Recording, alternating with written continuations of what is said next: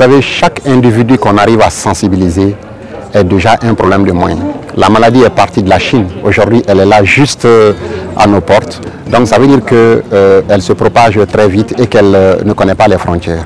Donc des actions citoyennes ont l'avantage que souvent, tout ce qui vient des autorités, certaines personnes sont allergiques. Quand on dit que le ministre a dit, le gouvernement a dit, ils prennent ça. Mais ceux qui nous connaissent, qui ont un peu d'estime pour nous, nous sommes quand même une vingtaine de personnes. Et la moralité, je pense qu'elle est acceptable, elle n'est pas douteuse. Et ceux qui nous suivent, qui nous font confiance, prennent en compte souvent les messages venant du citoyen lambda que des autorités. Donc c'est ça un peu l'avantage des actions citoyennes.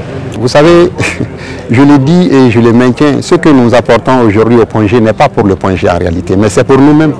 Imaginez que nous arrivons à sauver un médecin, c'est-à-dire nous aurons empêché d'avoir un vecteur de transmission très sérieux et très important. Le médecin qui consulte peut transmettre la maladie à ma femme, à mon enfant, qui va ensuite contaminer tout mon quartier.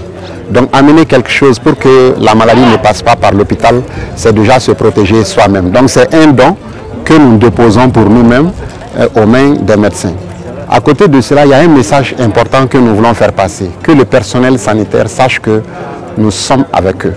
Vous savez, souvent nous avons vu nos soldats partir en guerre et y laisser la vie. Quand un soldat reçoit une balle, il y meurt. Mais quand un médecin, dans l'exercice de sa fonction, prend un germe, il l'amène chez lui, il contamine son quartier, ses voisinages et toute une ville. Donc si ce personnel sait aujourd'hui que la population est derrière elle, je ne pense pas que l'individu qui se présentera devant lui en toussant qu'il va le fuir.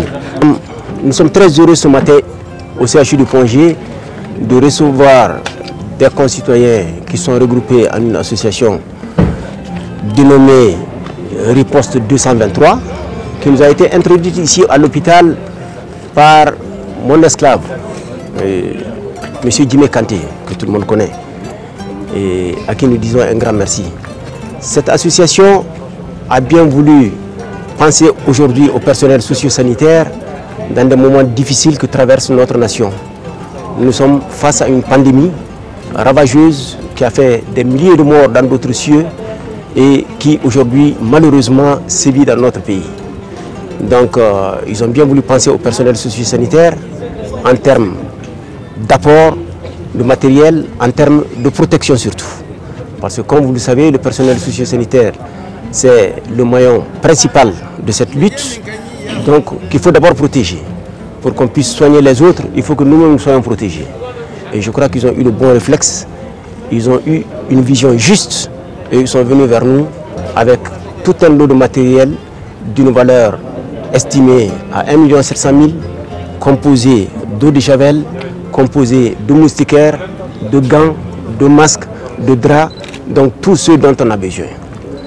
Donc pour cela, au nom du ministre de la Santé et des Affaires sociales, au nom de tout le personnel de l'hôpital du Point G, nous disons un grand merci à cette association, nous disons un grand merci à M. Djimé Kanté.